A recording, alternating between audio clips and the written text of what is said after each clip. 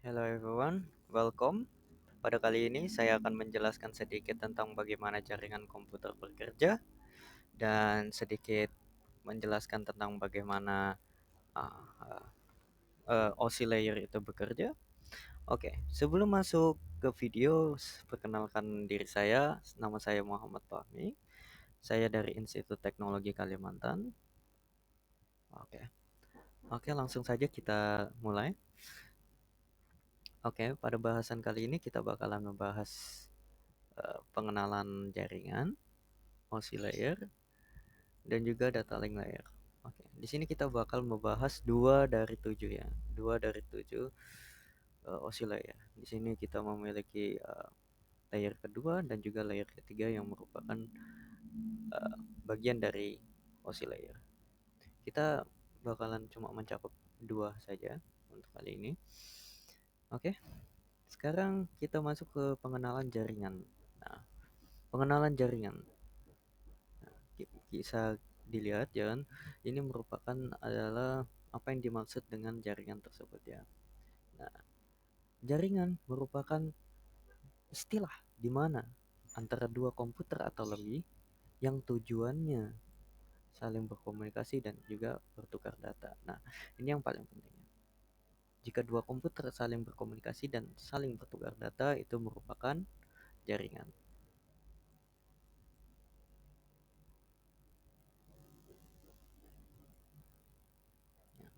Oke, di dalam jaringan sendiri memiliki beberapa jenis ya. Ini dibedakan menjadi berdasarkan cakupannya sendiri. Oke. Di sini kita bakalan membahas yang pertama adalah local area network atau LAN ya. Biasa kita kenal dengan LAN. Nah, biasanya local area network sendiri itu jaringan milik pribadi ya atau private. Biasanya di sekolah-sekolah, di rumah-rumah, dan intinya ini adalah private ya. Cakupannya adalah untuk sebuah individu atau sebuah organisasi, satu organisasi saja dalam satu gedung, atau bisa kita gunakan sebuah istilah untuk satu rumah aja gitu. Nah, di sini ada Metropolitan Area Network atau MAN. Nah, di sini MAN merupakan jaringan yang mencakup kantor-kantor dan juga gedung-gedung yang saling berdekatan. Nah, misalnya ini adalah sebuah gedung dan juga ini sebuah gedung dalam sebuah kota nih. Antara gedung satu dengan gedung dua memiliki jarak antara masing-masing antaranya 5, misalnya 5 meter. Sangat berdekatannya. Tapi ini adalah merupakan contoh dari MAN ya. Antara gedung satu dengan gedung yang ini dia saling berhubungan antara satu dengan yang lain. Nah, di sini adalah wide area network atau yang dikenal dengan WAN. Nah, WAN merupakan jaringan yang mencakup daerah yang luas, biasanya mencakup antar kota atau enggak benua. Nah, ini cakupannya lebih besar daripada antara kedua yang ini. Dia lebih besar cakupannya. Nah, di sini mungkin ada yang bertanya kenapa ada internet, ya kan? Nah, internet ini sebenarnya suatu jenis jaringan, akan tetapi di sini dia merupakan gabungan dari semua jaringan yang ada. Jadi di seluruh dunia ini jaringan itu dijadikan satu, saling terhubung antara satu dengan yang lain. Semua jaringan yang ada itu saling terhubung. Nah, yang menghubungkan itu adalah internet. Oke, kita lanjut. Nah, sekarang kita masuk ke OSI layer. Sebuah jaringan ya kan, sebuah jaringan memiliki syarat apabila harus bertukar data ya, antara dua komputer yang harus bertukar data atau juga berkomunikasi. Nah, di sini kita memiliki yang namanya, kita akan membahas OSI layer ya kan. OSI layer sendiri itu merupakan sebuah standar logika ya kan, yang digunakan untuk implementasi komunikasi dan juga saling interaksi antar jaringan. Nah, jadi ini merupakan protokol standar ya, protokol dan juga logika yang standar untuk setiap jaringan yang ada di dunia ini supaya bisa saling terhubung antara satu dengan yang lain. Oke, langsung aja. Nah, di sini kita bakalan, oh ya, maafkan saya. Di sini kita bakalan lihat ya kan proses dari OC layer sendiri. OC layer sendiri itu memiliki tujuh bagian. Nah, di sini kita lihat ini merupakan pengirim datanya.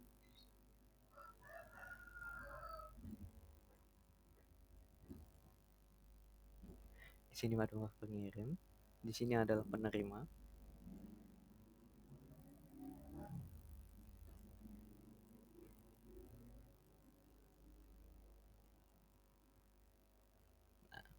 Jadi kalau pengirim dia akan masuk pertama adalah layer application, kemudian presentasi, session, transport, network, data link, dan juga physical. Nah, di dalam paket data ini atau di sini yang kita lihat ini, yang sedang berjalan ini merupakan enkapsulasi kan.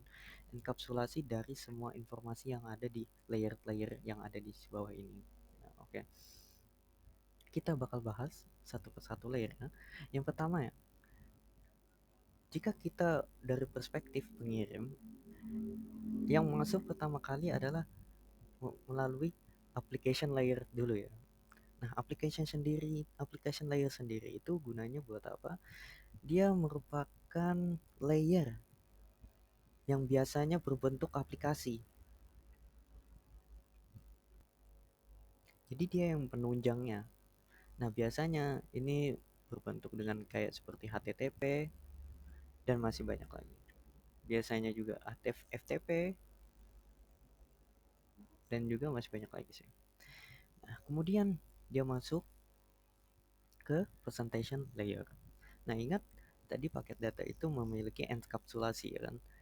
Jadi di dalam paket data itu sudah ada application layernya atau informasi yang ada di dalam layer 7 ini. Kemudian kita masuk ke layer ke-6 atau presentation layer yang memformat. Nah, di sini gunanya dia memformat paket data yang masuk di application layer. Nah, apa sih formatnya gitu kan? Format ini digunakan untuk supaya net layer-layer nanti yang ada di pengirim dimasukkan ke penerima supaya layer penerima itu bisa mengenali kan apa sih format datanya. Nah, biasanya itu merupakan JPG atau enggak kayak contohnya JPG gitu kan. Gitu. Nah, kita masuk ke setelah selesai dimasukkan lagi. Misalnya kita begini, ini ke-7, ini ke-6, ini merupakan enkapsulasi dari paket datanya. Kemudian kita masuk ke layer ke-7, session layer. Nah, session layer ini membentuk koneksi ya kan, membentuk koneksi. Koneksi ini, misalnya kita sudah selesai dalam pengiriman data, dia bakalan memutuskan sebuah koneksinya. Nah, jadi dia yang mengatur mengatur bagaimana mengatur apakah masih ada paket data yang harus diantarkan atau tidak. Kemudian kita masuk ke layer keempat atau transport layer. Nah, di sini ini bertanggung jawab dengan flow control.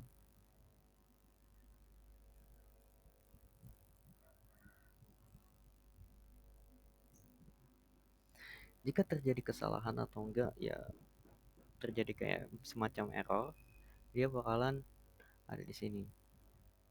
Yang mengaturnya adalah layer 4 itu sendiri. Nah, kemudian kita masuk ke network layer. Nah, ini yang bakalan kita bahas nanti. Network layer itu informasinya berupa IP-nya. Nah, jadi dalam enkapsulasi, informasi yang ketiga itu merupakan IP address dari pengirim ya kan. IP address atau juga penerimanya dan juga pengirimanya.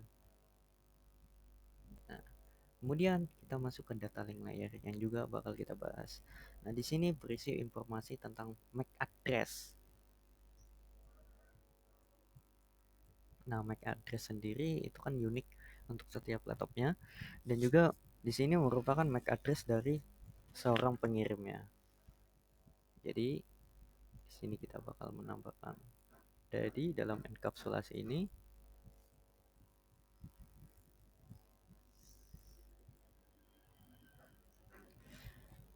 kita sudah mendapatkan berbagai macam informasi yang ada dalam sebuah paket data enkapsulasi. Kemudian kita masuk ke physical layer. Nah, physical layer ini yang biasanya bisa dilihat oleh mata kepala kita sendiri. Biasanya merupakan kabel, contoh yang paling umum sih merupakan kabel. Jadi setelah dimasukkan, setelah enkapsulasi komplit, kemudian pengirim akan masuk ke penerimanya. Oke, oke, kita lanjut. Nah, perangkat komputer. Untuk bekerja, jaringan memerlukan sebuah perangkat. Nah, di sini kita memiliki beberapa esensial. Di sini ada 4, saya cantum 5, maksud saya 5. Saya cantumkan di sini bahwa di sini router, NPC, workstation atau server, hub, dan juga repeater. Nah, masing-masing juga memiliki kegunaannya masing-masing, dan juga yang paling diingat ini merupakan esensial ya. Esensial bagi sebuah jaringan. Jadi kalau tidak ada ini, jaringan akan susah untuk dibuat. Oke, sekarang kita masuk ke data link layer. Ini merupakan layer ketiga. Oh, maksud saya kedua.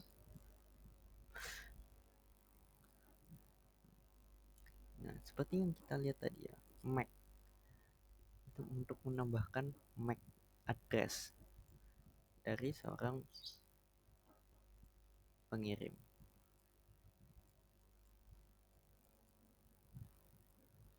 Hmm.